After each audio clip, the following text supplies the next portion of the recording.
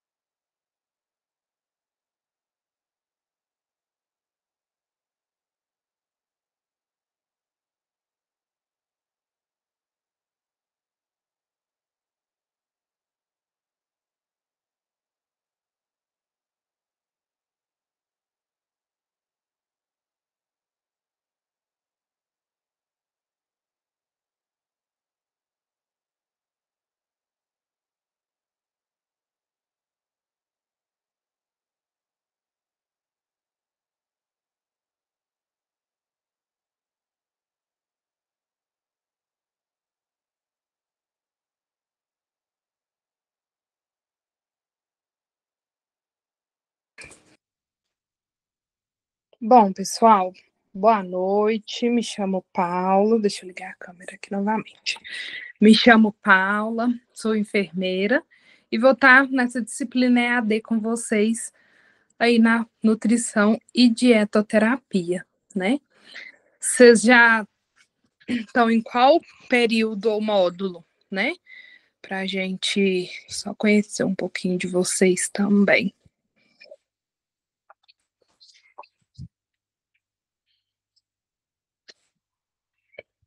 Se alguém quiser digitar aí no chat. Gracinha, falei, Gracinha, que você é mais inteligente que nós.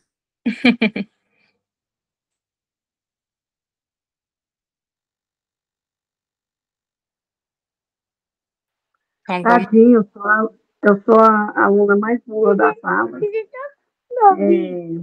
Nós estamos no segundo módulo, eu acho. Ah, ótimo, muito bom. Então vamos lá, né? Continuar aí os estudos. Então, pessoal, nessa disciplina nós vamos ver um pouquinho, né, das funções nossas enquanto técnicos de enfermagem na disciplina de nutrição e dietoterapia, né? E o que consiste aí, o que temos aí nessa disciplina de nutrição e dietoterapia? Nada mais, nada menos, né? Que nós vamos avançar um pouquinho dessa parte nutricional e dieta dos nossos pacientes, né? Então, se eu tô aqui no hospital, eu preciso saber, né, a condição de saúde desse nosso paciente para orientar, né, também juntamente com o paciente, juntamente com a equipe disciplinar, multidisciplinar, qual a melhor dieta e nutrição para aquele paciente, né? Ah, mas eu preciso saber, né, todas as dietas, todas as patologias, né, o que afeta, o que não interfere, pelo menos o básico, né? A gente precisa ter uma noção para saber, né? Por exemplo, uma dieta que ela é hipossódica, né? Que ela hipo a gente sabe que é mais, né? Então eu tenho ali uma dieta rica em sódio, né? Eu tenho que saber se às vezes o paciente tá desculpa, gente, hipo baixo, né? Se o paciente está ali precisando, né, de fazer uma dieta mais, né, hiper, né, com mais ativos, né, de sódio, eu vou saber que essa dieta está errada para o paciente, né? Então eu preciso também ter uma noção básica de como que vai ocorrer aí o funcionamento dessas nutrições no sistema do paciente e as dietas que eu também vou instalar nesse nosso paciente, né? A gente sabe quando um paciente às vezes faz uma cirurgia, né? Tem alguma outra comorbidade, né? Ele está internado, às vezes, em uma UTI, né? Em uma semi-intensiva, e faz uso de dieta enteral, o técnico que administra essa dieta, né? Sobre os cuidados da prescrição nutricional ou médica, né? Então, nós vamos precisar conhecer também essa dieta para instalar no nosso paciente, né? E depois também, quando esse nosso paciente tiver também, às vezes, uma dieta parenteral, eu preciso conhecer para que eu não faça a confusão, né? A troca dessas dietas. Então, por isso, nós vamos estudar um pouquinho de nutrição e dietoterapia, tá certo?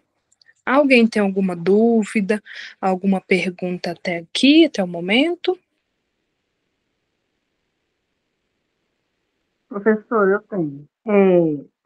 Quando a pessoa está tomando a dieta no nariz, né, nasal, e ela está defecando água pura com mau cheiro, é por causa que a dieta está errada ou porque está dando além da quantidade certa? Isso interfere em vários fatores, né? Por exemplo, esse paciente está com diarreia, no caso, né? Então, a infusão dessa dieta, né, está correta de acordo com o peso desse nosso paciente? Quem vai fazer isso é a nutricionista, né, juntamente com o médico ali, vão calcular a infusão dessa dieta, né? Então, se o paciente está tendo diarreia, o peso, né, está calculado de acordo com a infusão, tá tudo certo? Ok. Esse paciente está fazendo uso de algum antibiótico, né, que também pode levar a um quadro diarreico, né? Então, tem uma série de fatores que a gente precisa analisar, né, juntamente com essa equipe multidisciplinar, para avaliar. Realmente é da dieta, né? Como é que tá esse abdômen desse paciente, né? Tá distendido? Ele continua da mesma forma que chegou? Né? Eu preciso avaliar como um todo aí para saber. Eu faço também a interrupção dessa dieta, né? Para saber também se ela que realmente está causando, né? Ou se é algum antibiótico mais potente que esse paciente está fazendo uso, né? Então, tem uma série de fatores também. Às vezes o paciente também está, né, com deficiência de algum outro nutriente, né? Que às vezes está descompensando em relação à dieta. Então, tem várias outras questões também que a gente precisa analisar até chegar ao ponto de descobrir realmente é a dieta, né, que está fazendo esta alteração aí no intestino do nosso paciente. Ok, obrigada. Pessoal, mais alguma dúvida? Perguntas? Professor, a respeito da máquina, a gente vai aprender na sua aula também a como mexer? A máquina, você fala da bomba de infusão que coloca a dieta? Isso. Sim, eu posso montar uma aula, né? Na próxima aula eu monto para vocês falando um pouquinho de como funciona, né? Aqui a gente vai trazer mais, às vezes, ilustração e às vezes eu posso colocar um videozinho, né, também. Mas ela é muito tranquila de se usar, né? Eu vi aqui que alguém perguntou no chat, eu abro aqui para responder, tá? Então a bomba de infusão, ela é muito tranquila de usar, né? A gente em alguns hospitais tem. Desculpa, gente.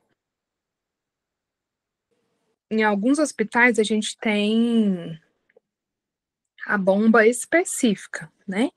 A bomba de infusão para dietoterapia. Em outros já se utilizam a mesma, né? A mesma bomba que a gente usa para dieta, usa-se também para fazer alguma medicação em bolos, né? Que precisa, que aquele paciente ali precisa. Mas é muito tranquilo, né?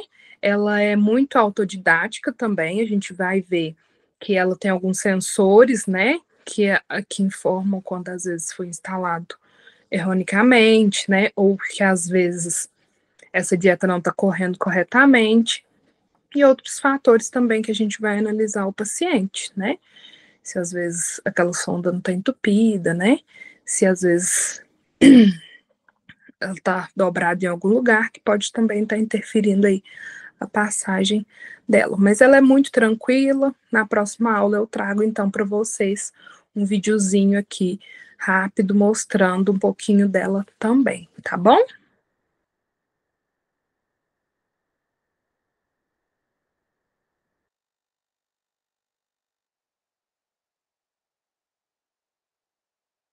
Deixa eu abrir aqui o chat que alguém perguntou. Ana Paula. Porque dá muito gases a dieta na sonda. E estou com uma paciente que estava com este problema. Pode ser da dieta, né? A dieta pode causar esses gases, né? Às vezes, juntamente com a equipe multiprofissional, poderia ver também uma forma, né, dela eliminar esses gases, né? Hoje em dia a gente tem alguns medicamentos que ajudam também no controle desses gases, né? Às vezes também o paciente está com uma alta infusão, né? Da dietoterapia, precisa ser ajustado aí para fazer o controle corretamente aí e melhorar a condição física e clínica também desse nosso paciente. Tá certo, Ana Paula? Me dá só um ok aqui se tiver ok, ou se tiver mais alguma outra pergunta.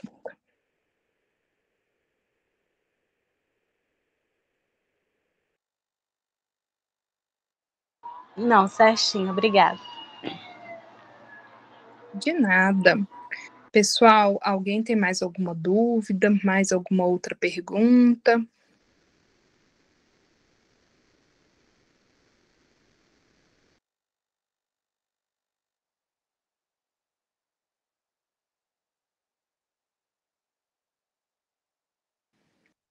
Ok, então vamos lá. Continuando aqui a nossa aula. Eu acho que eu já tive uma aula online com vocês. Parece que eu estou recordando aqui alguns rostinhos. Não lembro muito bem. Mas vamos lá. Então, pessoal, nós vamos começar aqui com o nosso. Desculpa, com o nosso calendário. Vou abrir aqui para a gente. Só um minutinho, tá, pessoal?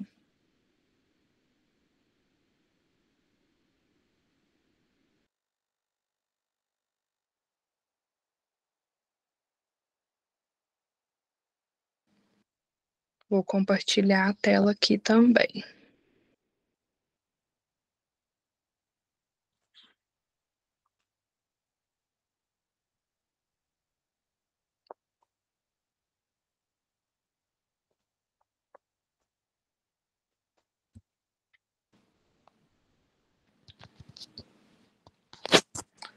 Todo mundo consegue ver a tela que eu estou compartilhando? Me dá só um sinalzinho aqui de ok se estiver tudo certo para todos.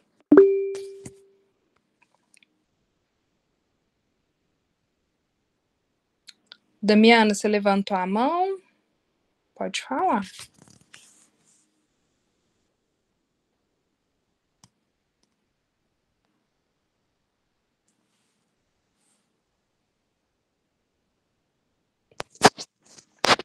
Ok, Damiana, quando você quiser falar, pode voltar aí, tá? Que eu volto aqui para te ouvir. Ó, pessoal, então aqui, para começar, né, está a nossa agenda de estudos, né? Então é muito importante, né, que todo mundo siga a agenda, se comprometam, né, a estudar a matéria de forma online, né, que é EAD. Então nós vamos seguir juntos aí durante 2 meses, né? Então a gente tem o mês de novembro e o mês de dezembro, né? Então aqui o começo do nosso módulo se iniciou no dia 26 do 11, né, que foi o início do módulo. Depois vocês tiveram aí a ambientação. E do dia 27 até o dia de hoje, né, foi a leitura aí das páginas da nossa apostila página 4 até a página 16. Todo mundo conseguiu acessar a apostila, né? Se alguém tiver ainda com dificuldade, sinaliza aqui para a gente, para organizarmos aí essa questão.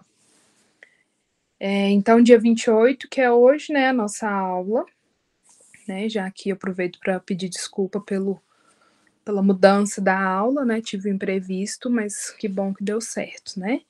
E depois, nas próximas datas, do dia 29/11 ao dia 4/12, nós temos a leitura do livro, né, da nossa apostila, da página 16 até a página 38, tá? Então, depois do dia 5/12, a gente tem outra aula, né, que nós vamos afundar aí da página 16 até a página 38, tirar as dúvidas, né? E depois a gente segue aí, mais uma vez, com a leitura, né? Da página 39 até a página 56, tá? E depois, dia 9/12, a gente tem a nossa última aula online, né? Então, essa aula online do dia 9 vai ser para retirar as dúvidas, né? Se às vezes vocês têm alguma dúvida que ficou dessa aula ou da próxima aula que vai vir e quiserem ir anotando, né? Para não esquecer de nada, né? E a gente conseguir aproveitar ao máximo essa disciplina, tá? Então, aqui está as nossas datas. Creio também que vocês já têm aí com vocês o recebimento da agenda de estudos dessa nossa matéria de nutrição e dietoterapia, tá certo? Deixa eu ver se alguém mandou aqui alguma coisa. Ok. Então, pessoal, visto aqui a nossa agenda de estudos, nós vamos, então, dar seguimento aqui no nosso livro, né, de nutrição e dietoterapia. Então, aqui tem uma mensagem de boas-vindas, né, que ela é bem bacana. Então, sejam bem-vindos à disciplina de nutrição e dietoterapia, né? Esse conteúdo foi elaborado pensando em seu aperfeiçoamento e desenvolvimento profissional. Será uma oportunidade para novas descobertas. Você encontrará conceitos, reflexões, estratégias que irão lhe ajudar na construção ou inovação de seus conhecimentos, além de ajudá-los a colocar em prática as habilidades e competências aqui adquiridas. Então, só depende de vocês, né? Então, para um melhor aproveitamento, comprometa-se e dedique-se ao máximo. Leia o material com atenção e aproveite as dicas disponibilizadas no decorrer da disciplina. Esperamos que este conteúdo contribua com sua caminhada profissional e pessoal, né? Então, aqui só pontuando a importância da leitura das páginas propostas, né? Durante esse nosso módulo. Porque é aqui, né, que vão sair os conteúdos das provas, os conteúdos dos trabalhos, né? Então, se às vezes eu tenho um trabalho dessa disciplina, eu vou procurar as respostas dele aqui nesse livro, né? Então, tudo que eu precisar em relação à nutrição e dietoterapia está nesse livro, tá? Vou fazer a prova, né? Onde que eu vou estudar? Vou estudar pelo livro também, né? Então, tudo que for relacionado à disciplina de nutrição e dietoterapia se encontra nesse livro, tá certo? Pessoal, até aqui alguma dúvida, perguntas?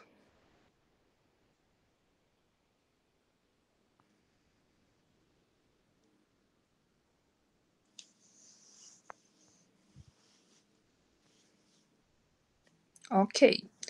Então, aqui, né, continuando aqui, a gente tem a introdução, né, que nós vamos ver na aula de hoje, um pouquinho dessa introdução, defesa e antioxidantes, os tipos de antioxidantes, né, vitamina A, vitamina C, e nós vamos parar aqui um pouquinho na vitamina C, né. Depois a gente vai ver um pouquinho mais sobre as vitaminas, né, vitamina E, zinco, selênio, e depois a gente vai começar a ver sobre nutrição, né, a alimentação, os nutrientes, né? A dietoterapia, as dietas modificadas, né? Os objetivos da dietoterapia, os princípios da dietoterapia, né? Como que começou, né? Essa testagem, por que que a gente faz desta forma a alimentação, né? Por que que temos a dieta, né? Os aspectos legais da nutrição clínica, nutrição hospitalar, nós vamos ver também um pouquinho, assistência nutricional e alimentar em nutrição clínica, né? O cálculo de dietas em nutrição clínica e a informatização da nutrição clínica e depois, por último, não menos importante, né, a organização da assistência nutricional hospitalar. Então, essa matéria é muito importante, porque nós que vamos manusear essas dietas, né, nós que vamos ter o contato aí com o nosso paciente, para que nós ofertamos para ele essa nutrição. Então, eu preciso conhecer como que funciona e essa questão da dieta, né? Mas a alimentação do paciente eu também preciso conhecer, né? Então, a gente vai sempre trabalhando aí em conjunto, né, com a nossa equipe multidisciplinar, para sempre o paciente estar ganhando aí com esta questão da nutrição, tá? Depois, mais para frente, a gente vai ver também um pouquinho de como se dá essa questão da nutrição por bomba de infusão, né? Como que a gente vai fazer o teste, né? Para verificar se essa dieta realmente está correndo, né? Se essa sonda está realmente posicionada. Então, também são algumas coisas que fazem parte aí da nutrição e dietoterapia desses nossos pacientes quando hospitalizados, ok? Até aqui alguma dúvida, alguma pergunta?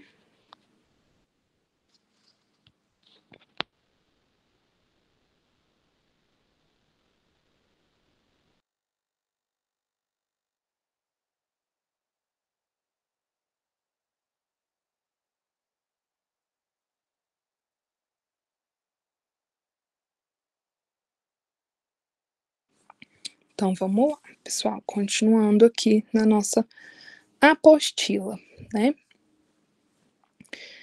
Então aqui nós vamos entender um pouquinho dessa introdução, né? Então aqui nós temos aqui o oxigênio é essencial para a oxidação de compostos orgânicos e produção de energia para o metabolismo celular. Então, ali onde que faz esse processamento, né, metabólico, de acelerar e produzir o metabolismo. Então, uma pequena quantidade de oxigênio consumido é reduzida, então, produzindo uma variedade de substâncias químicas, né, altamente reativas. Então, elas são denominadas espécies reativas do oxigênio. Então, essas espécies reativas são átomos, moléculas ou íons derivados do oxigênio, que em sua grande maioria possuem alta reatividade e podem provocar em altas concentrações danos às organelas celulares, ácidos nucleicos, lipídios e proteínas. Alguém quer falar alguma coisa?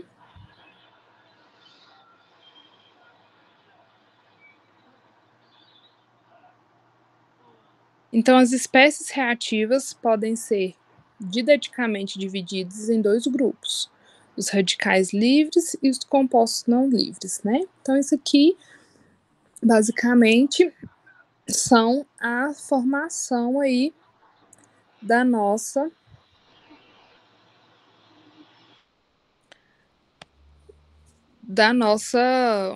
metabolismo celular, né? Onde que faz o processamento aí e a representação de uma molécula de oxigênio, né? Aqui na primeira figura a gente vê uma molécula de oxigênio estável, e depois na segunda a gente vê uma molécula de oxigênio instável, né? Aí onde o elétron livre sai desta molécula e vai para outro componente molecular, tá? Então, os radicais livres são átomos ou moléculas que possuem um número ímpar de elétrons em sua camada de valência, né? A camada externa aí desta molécula. Então, se ela possui um número ímpar, né? Isso a torna instável e altamente reativo, fazendo com que esteja sempre buscando capturar elétrons das células à sua volta. Então, alguns exemplos, né, que a gente tem de radicais livres e átomos, né? Então, a gente tem aí o íon hidroxila, né? O íon perixol, peroxil, o ânion também, né? O óxido de nitrito e o oxigênio molecular. Então, todas aí são radicais livres, né? Alguns dos nossos exemplos. Já os compostos não radicais, como o peróxido de hidrogênio e o ácido hidrocoloro, não possuem elétrons livres, portanto, são menos instáveis que os radicais livres, mas também podem reagir com moléculas que estão ao seu redor. Então, aqui a gente viu, né, que os radicais podem também estar agindo com outras moléculas ao redor, né? A gente viu aí a molécula de oxigênio que é estável, ela sai, né? E vai aí para outra molécula também. As mitocôndrias são a maior fonte endógena de produção de radicais livres nos eucariotos. O radical livre, né, que é o O2, é o mais comumente gerado a partir dos elétrons que escapam da cadeia transportadora das mitocôndrias.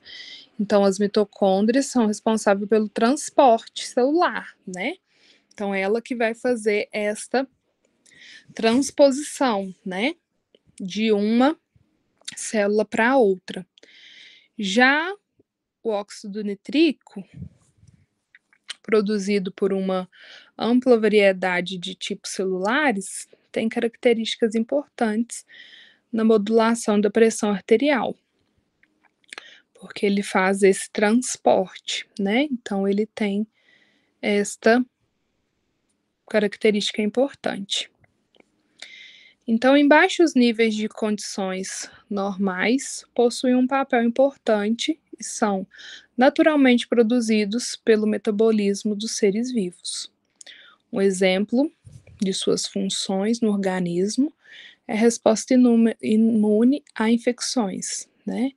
Então, a gente tem esse sistema de defesa que faz a resposta para aquela determinada infecção que causa aí abalo no sistema do indivíduo, né? Então, o sistema imunológico atua na produção de radicais livres ao redor da bactéria, fungos e vírus, para destruir sua membrana, tornando possível fagocitar esses micronutrientes invasores, né?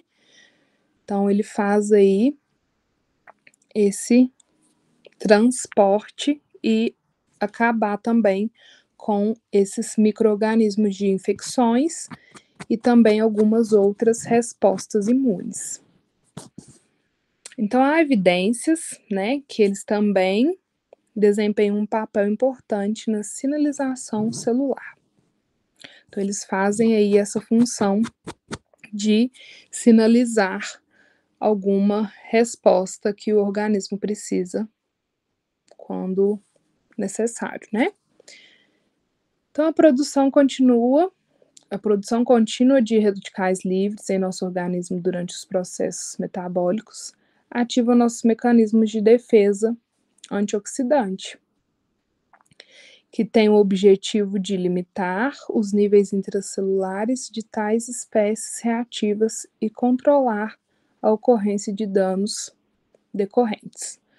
Porém, um dos problemas da atualidade, né, de fato, a dieta da população está cada vez mais deficitária em substâncias que contrarregulam uma resposta à geração de eros, né, que são os radicais livres, e cada vez mais exposta a estímulos que aumentam a produção desses radicais.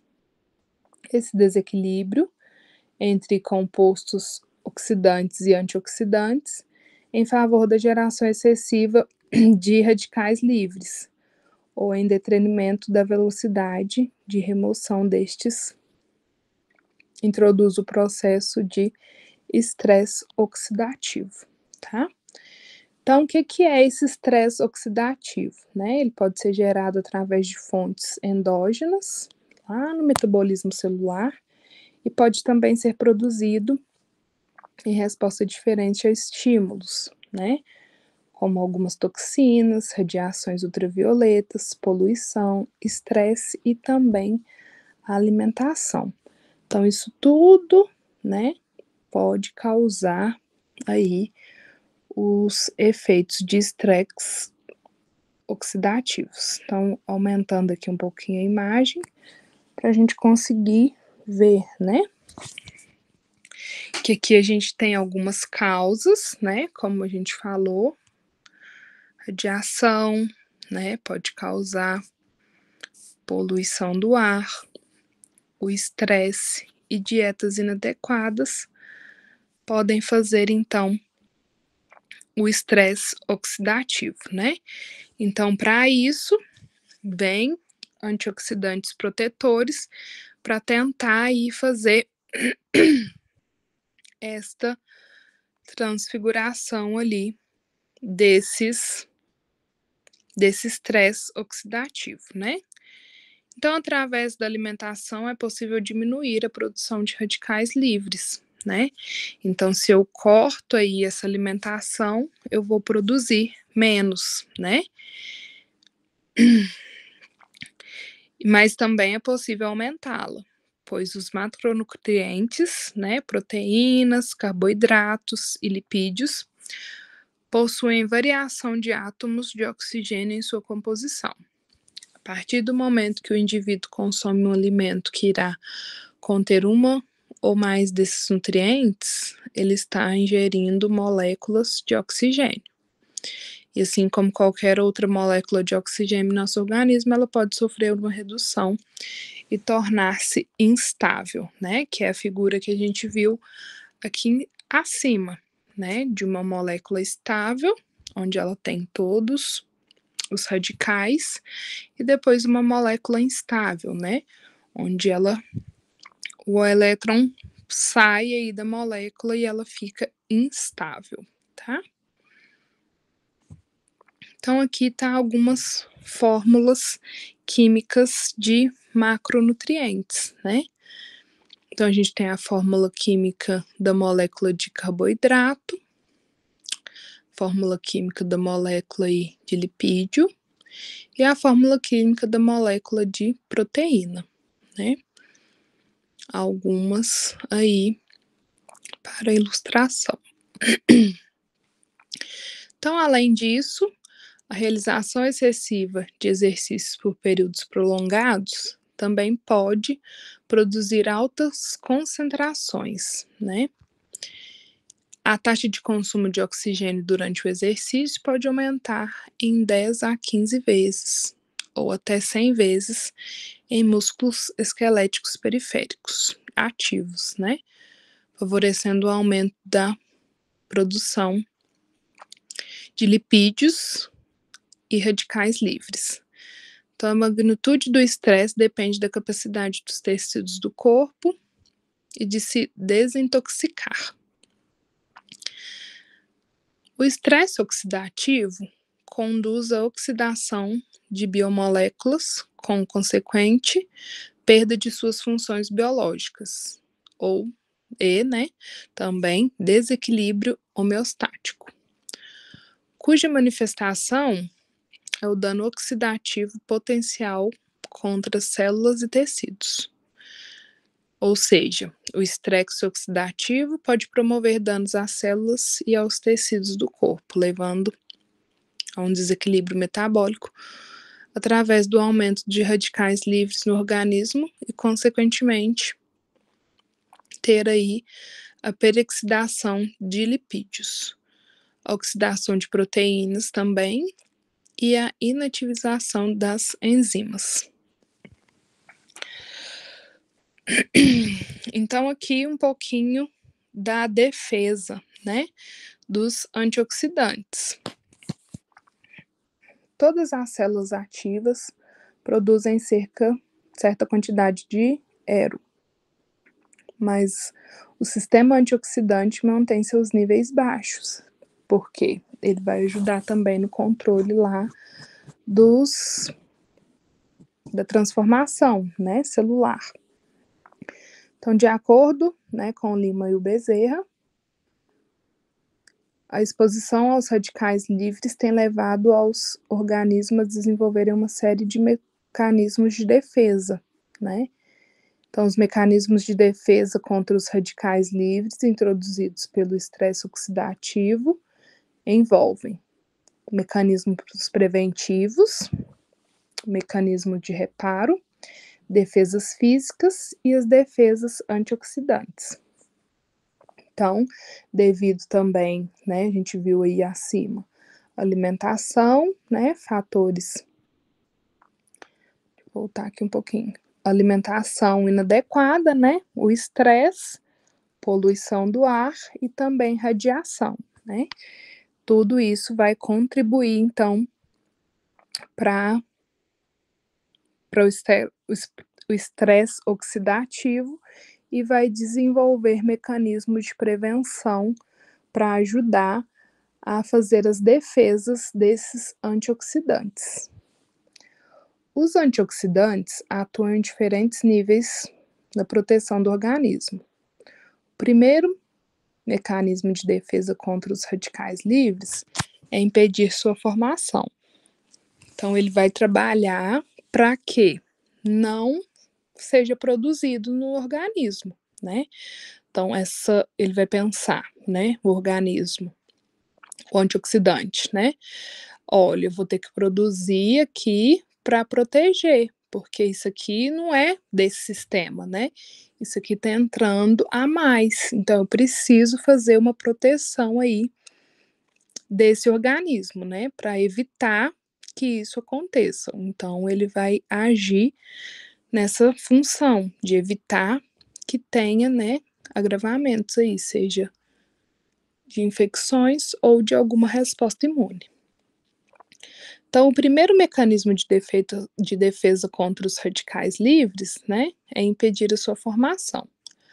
Os antioxidantes são capazes de interceptar os radicais livres gerados pelo metabolismo celular ou por fontes exógenas, impedindo o ataque sobre os lipídios, os aminoácidos das proteínas, a dupla ligação de ácidos graxos, e as bases do DNA. Então, toda vez que tem alguma, né, resposta imune ou também algum processo de infecção, os primeiros a serem atacados são esses, né, lipídios, aminoácidos, proteínas, os ácidos graxos e as bases do DNA. Por quê? Eles vão de ataque para fazer a quebra, né? Então, aí, os antioxidantes entram para evitar a formação de lesões e a perda da integridade celular, né? Ele combate ali para que essa molécula não seja desfeita e que ela permaneça do jeito que tem que ser, né? Porque a infecção é um processo que não deveria estar ali. Então, os antioxidantes, eles vão combater essa tentativa, né, de entrada aí para não desviar as formações, nem causar lesão em outras áreas. Então, os antioxidantes obtidos da dieta, né, que são vitamina C, vitamina E e a vitamina A. Então, aqui, né, vitamina C, né, A e A, que são produzidas através da dieta, né, e são extremamente importantes na intercepção dos radicais livres, né, um exemplo aqui. Às vezes a gente pega algum resfriado, né, alguma gripe mais forte. E às vezes muita gente já faz, né, como forma de prevenção. Vou tomar uma vitamina C, né, para quê? Fortalecer o meu sistema imune. E isso realmente ajuda, né? Porque ela é um antioxidante, né? Então esse antioxidante vai combater lá nos ataques, né, das bases, dos lipídios, para que eles não sejam modificados e não entre aí a infecção, né? Então, por isso que é importante estar com as vitaminas em dias, né? Seja elas quais forem, mas aqui o exemplo que nós estamos citando é a vitamina C, né? E as antioxidantes, que ajudam então a quebrar aí um pouquinho desta infecção. Então, uma molécula antioxidante possui substâncias doadores de elétrons ou de hidrogênio ao radical, favorecendo o balanço entre a produção e a degradação, e assim mantendo a homeostase celular, né? Homeostase celular, a harmonia celular, impedindo que ela tenha aí alguma intervenção, impedindo a formação também aí de outros agravantes, né, seja de infecção ou seja também de alguma outra doença autoimune, tá?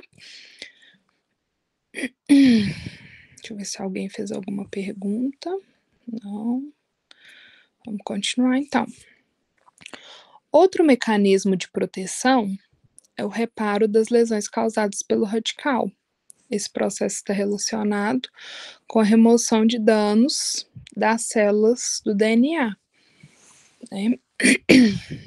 Então, é a reconstrução das membranas celulares danificadas. Vai, então, produzir outras, né? Que foram aí, às vezes, afetadas por infecções ou por outros agentes, tá?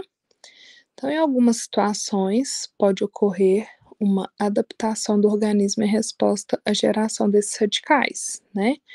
Como o aumento da síntese de enzimas antioxidantes. Então, às vezes, essas enzimas vão aumentar, né? Para quê? Para produzir novas moléculas, né? Sejam elas de DNA ou outras moléculas que podem ser atingidas devido às infecções também, né? Esse é outro mecanismo de proteção, tá? Então, dessa forma, a utilização de moléculas antioxidantes constitui um dos mecanismos de defesa, né? E através de um ou mais mecanismos, tais como, né, inibição de radicais livres e complexação de metais, retratam ou previnem a velocidade da oxidação, prevenindo o desenvolvimento de muitas doenças e contribuindo para maior longevidade. Então, a importância do antioxidante, né? Ele vai ajudar na prevenção aí de muitas doenças, né? Eu citei também a questão da gripe, do resfriado, mas tem inúmeras outras, né? E ajuda também aí contribuindo para uma maior longevidade, tá? Então aqui os tipos de antioxidantes, né, que a gente pode classificar. E os antioxidantes podem ser classificados em antioxidantes enzimáticos ou não enzimáticos, Entre os antioxidantes enzimáticos encontra-se superóxidos, catálise, o NADH, né, que é um potente também antioxidante, glutationa, esses são alguns outros antioxidantes, né? Já os antioxidantes não enzimáticos, em sua maioria, precisam ser adquiridos pela alimentação, né? Sendo os mais comuns: glutationa, tiroxidona, o atocoferol, que é a vitamina E, curcumina, carotedo, o ácido ácitus, que é a vitamina C, proteínas do plasma, selênio, glutationa e a cisteína, né? Então, algumas dessas podem ser via alimentação e as enzimáticas, que são as faladas anteriormente, podem ser adquiridas, né? Às vezes em formas de comprimidos, às vezes em forma de injetáveis, entre outros, né? Então, antioxidantes na dieta. Embora o organismo possua defesas antioxidantes endógenas efetivas para o combate ao excesso de radicais livres, a inclusão de antioxidantes na dieta é de grande importância, pois o seu corpo está associado a inúmeros benefícios à saúde, incluindo aí, né, a proteção contra doenças crônicas degenerativas, associado ao acúmulo de radicais livres. Então, os antioxidantes também têm sido relacionados com a diminuição dos efeitos colaterais, né? Então, algum uso aí de alguns fármacos, né? Podem também ter alguns principais efeitos colaterais da terapia, né?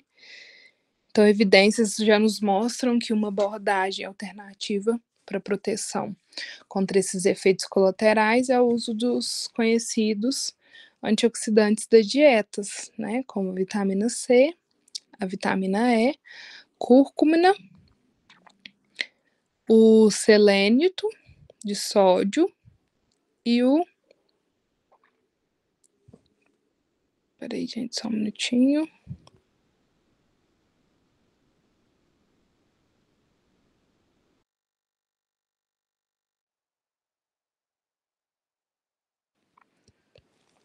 E também o carotenóide, né?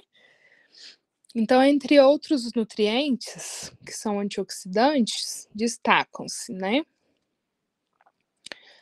As vitaminas A, C e E, os minerais zinco e selênio, os flavonoides e os carotedoides. Também são alguns antioxidantes, né, com a ação aí para o organismo, né? Então, aqui nós vamos ver um pouquinho, né, dos flavonoides, né, que o que constituem ele, né? São 15 átomos de carbono do seu esqueleto básico, né? Então, esse grupo de polifenólicos apresenta uma estrutura comum caracterizada por 2 anéis, né? Então, a fórmula aí que ela compõe é a C6C3C6, né? Então, segundo pesquisas realizadas, já foram identificadas mais de 8.000 substâncias pertencentes a este grupo, né? Esse grande número de compostos surge da ampla variação de combinações dos grupos metil e hidroxil como substantes na estrutura química básica, tá? Então, aí a sua ação antioxidante, né? O que ele ajuda contribuindo no organismo de ação antioxidante? Os efeitos antioxidantes podem ser explicados por sua prevenção, a peroxidação lipídica, através do aprisionamento de radicais de iniciação lipídica, tais como o superóxido, o hidroxil e hidroxoperoxil. Outro elemento muito importante é a queledação dos íons metálicos, né? Então, por exemplo, a complexação dos íons ferro, suprimindo a reação de Ferton, nome dado à oxidação de ferro, né? Pela água oxigenada. É uma reação que produz espécies de alto poder antioxidante, como o radical hidroxila.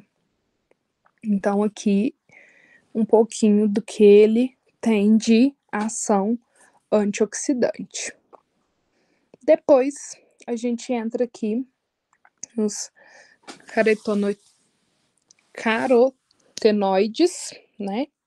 Que eles formam um grupo, né, de pigmentos naturais com aproximadamente 700 representantes que apresentam coloração amarela, laranja ou vermelha. A exceção, né, que são de fitoeleno e fitoflueno, que esses dois são incolores, né? Então, aqui abaixo na tabela a gente vê alguns exemplos, né, encontrados na natureza e as suas colorações. Então, alguns a gente sabe, né, que é amarelo, outros laranjas e alguns vermelhos, tá certo? Então, qual que é a ação dele, né? Ação antioxidante. Então, como antioxidantes, né, eles apresentam um mecanismo de ação física ou química para neutralizar os efeitos dos diero. O primeiro caso envolve transferência de energia. Já o mecanismo químico está relacionado à reação química entre crotônio e a espécie reativa do oxigênio, sendo conhecidos 3 tipos, né? A transferência de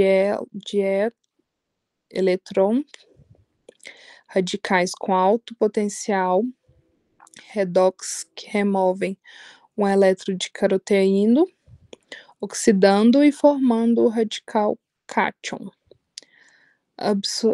Abstração de hidroxogênio, que é remoção de um átomo de hidróxido da molécula e formando aí também o radical neutro. Adição, né? Então, ele também faz essa função da adição, que ocorre a adição de um radical à molécula formando o radical adulto, tá? Então, aqui também um pouquinho da vitamina A, né? Então, a primeira vitamina lipossolúvel a ser reconhecida foi a vitamina A, em 1913. Esse nome é um termo genético, né, usado para descrever todos os retinoides que têm atividade biológica transretinol. Então, ela foi chamada de retinol em referência à função específica na retina do olho. Outras fórmulas metabolicamente ativas da vitamina incluem o correspondente, né, retinal e o ácido retinóico, né, ali da função ocular. Então, a vitamina A é relativamente estável ao calor e à luz. Então, entretanto, é distribuída pela oxidação. Sua biodisponibilidade é acentuada pela presença de vitamina E e outros antioxidantes também. Então, qual que é a função dessa vitamina A, né?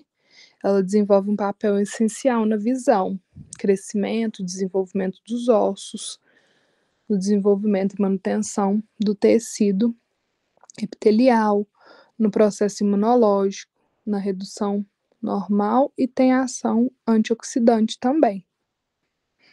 Então, suas prioridades moleculares incluem, né, o controle da expressão genética, bem como os dados aí do DNA. Então, o que a redução da vitamina A pode fazer no organismo, né? Então, ela pode aumentar a ligação das bactérias às células epiteliais no trato respiratório.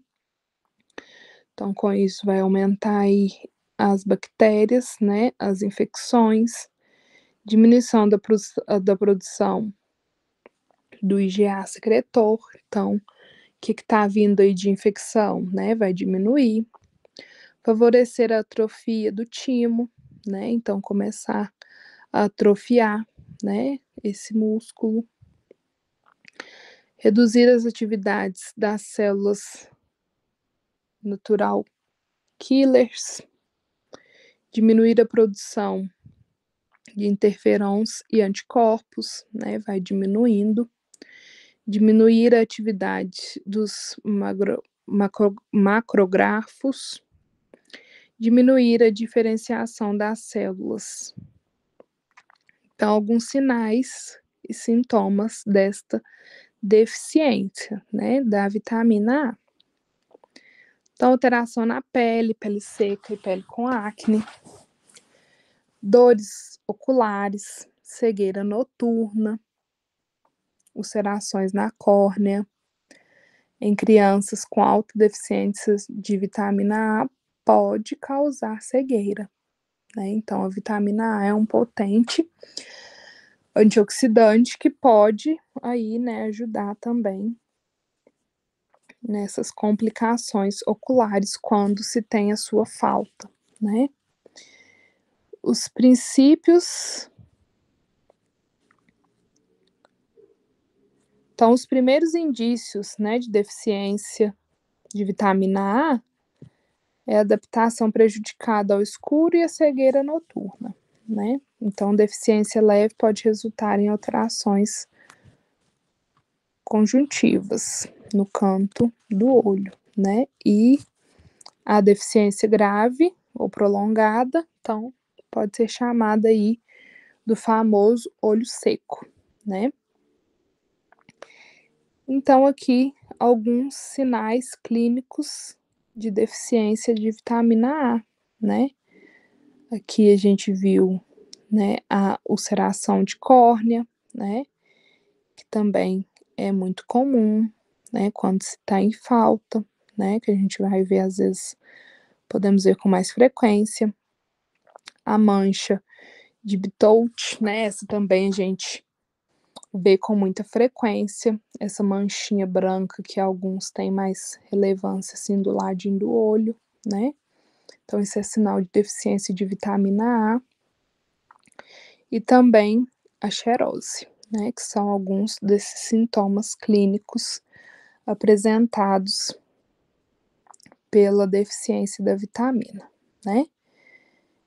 Então, alguns estados de deficiência extrema, as membranas mucosas dos tratos respiratórios, né, são afetadas.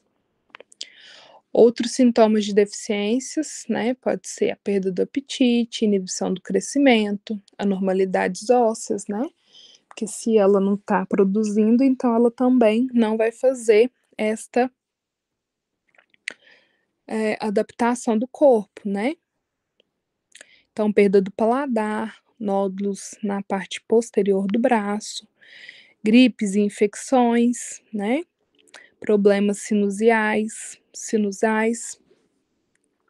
diminuição da saliva, cefaleia, cabelo sem brilho, descamação das unhas, diminuição da contagem de glóbulos brancos, diminuição da fertilidade em mulheres e perda de olfato. Então, algumas desses, né, podem acontecer quando se trata de deficiência aí de vitamina A. E depois algumas causas, né, de deficiência. Então, pode ser, né, uma absorção devido à insuficiência, né, de ácidos biliares ou insuficiência pancreática, desnutrição, né, proteico-energética, doenças hepáticas e deficiência de zinco. Então, né, alguns destes, né, depois, por exemplo, estou com falta, então eu vou fazer a reposição aí dessa vitamina A. Vou tomar, que o médico me pediu, né, porque afeta aí no meu crescimento, no meu paladar e em outros fatores, então vou fazer o uso, né. Mas quando eu uso em excesso, eu também posso ter algumas complicações, né.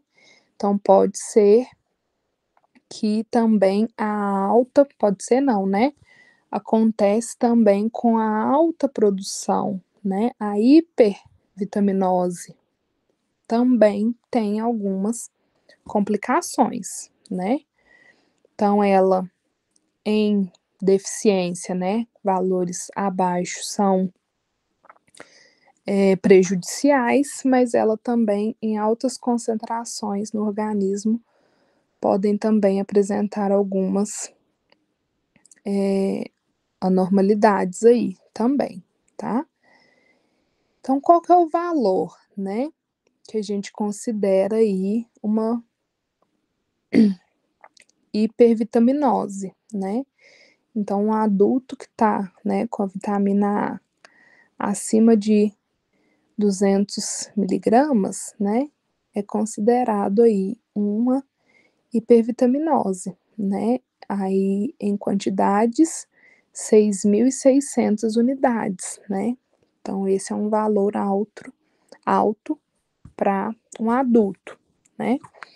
E em crianças acima de 100, né? Isso é claro que comprovados aí com exames, né, para evidenciar essa hipervitaminose, tá? Então, alguns sintomas, né, que podem ter com esse aumento aí de vitamina A. Então, esses sintomas incluem, né, náuseas, vômitos, fadiga, né, fraqueza, cefaleia nos lactantes. Então, o sintoma pode ser, né, outros, né, também aí disponíveis quando apresentado essa hipervitaminose. Então, os sintomas desaparecem em semanas ou meses, né, após a suspensão da suplementação. Então, eu vou ter esse sintoma para o resto da vida? Não, né?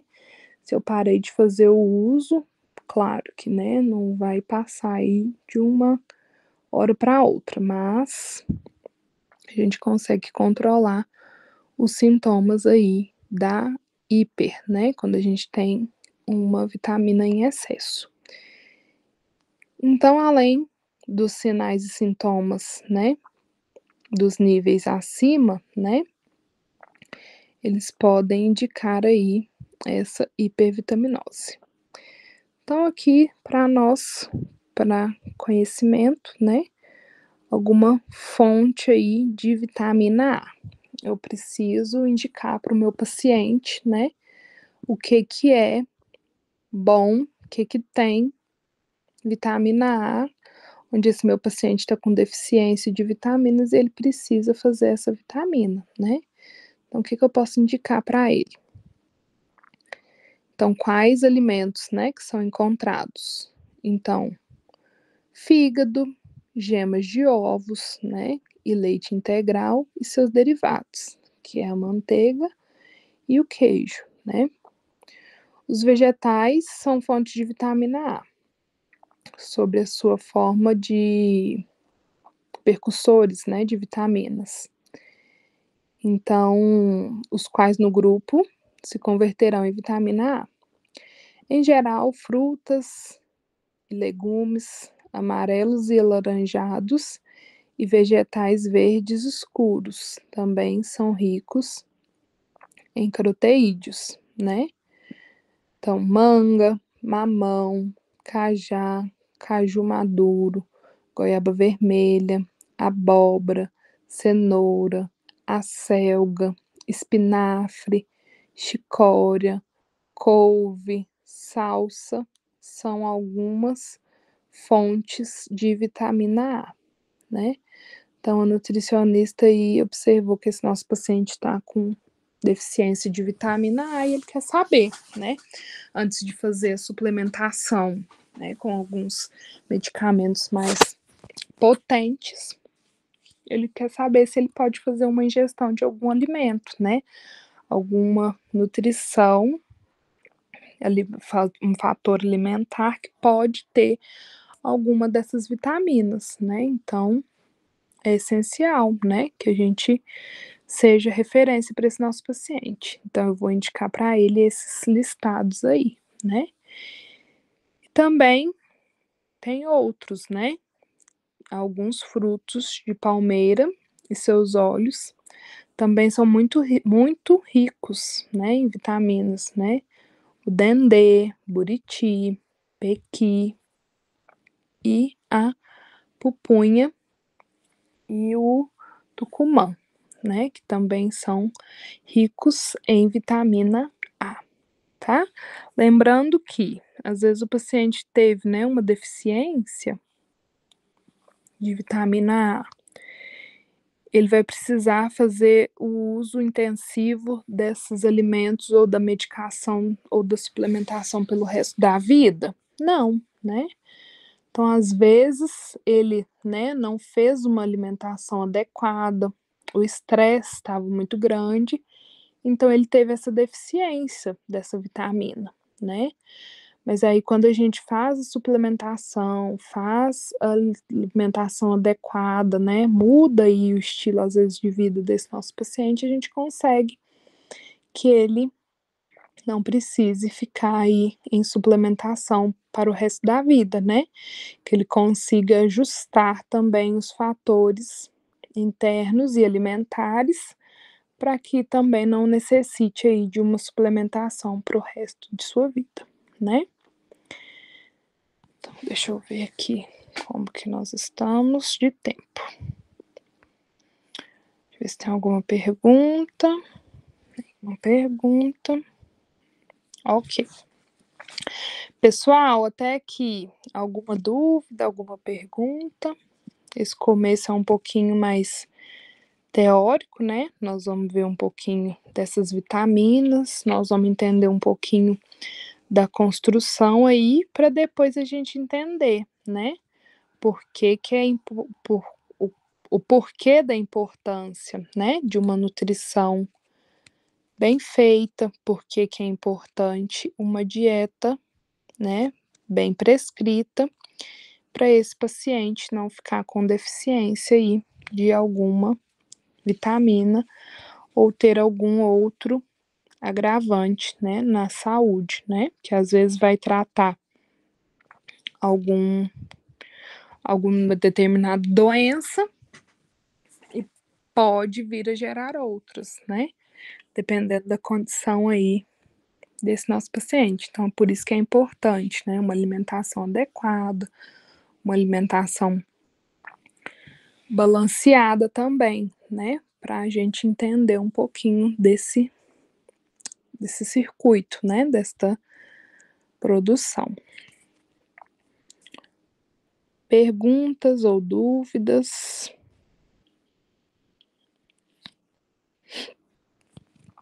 Se alguém quiser mandar no chat.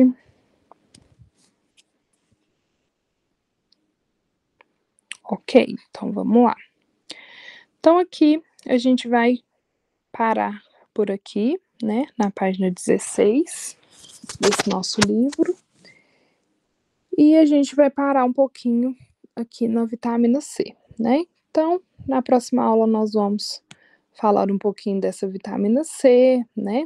As causas da deficiência, o que é fonte de vitamina C, né?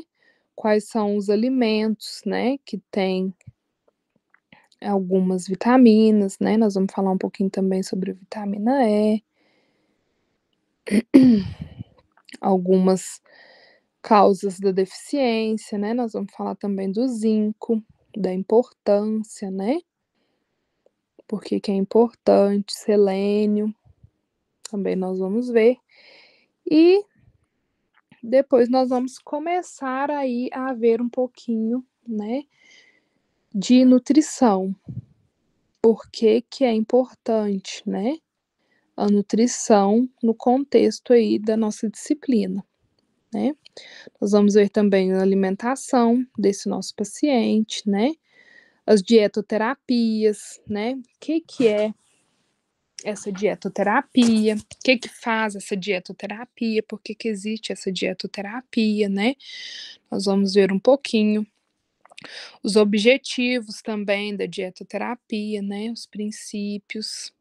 E depois algumas nutrições hospitalares, né? Por que é importante aí esse paciente fazer a alimentação correta, né? Dentro do parâmetro prescrito aí pela nutricionista ou pelo médico aí responsável, né? Por essa nossa equipe multidisciplinar.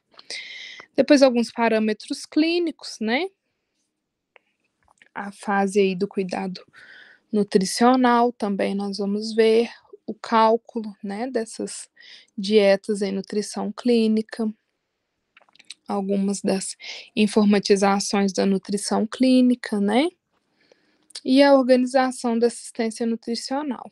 Então, a prescrição da dieta, né, e a prescrição de dietética, né, como que funciona essas questões. O prontuário de nutrição, né, o manual de dietas, quais dietas eu uso nos pacientes, né?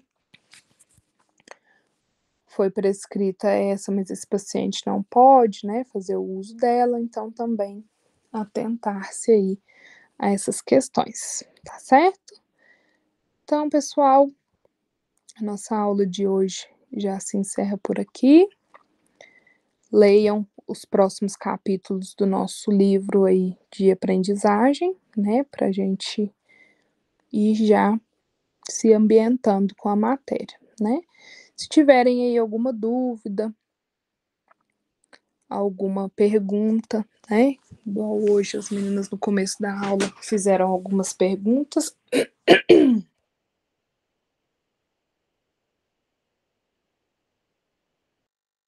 Isso é muito importante, né? Porque às vezes a dúvida sua é também dúvida do outro, né? E como nós estamos de forma online, nós podemos responder também as dúvidas aqui nessas aulas, tá? Então, se alguém tiver alguma dúvida, pode escrever e trazer também na próxima aula para a gente complementar, tá bom? Então, desejo a vocês uma boa noite e até o próximo encontro.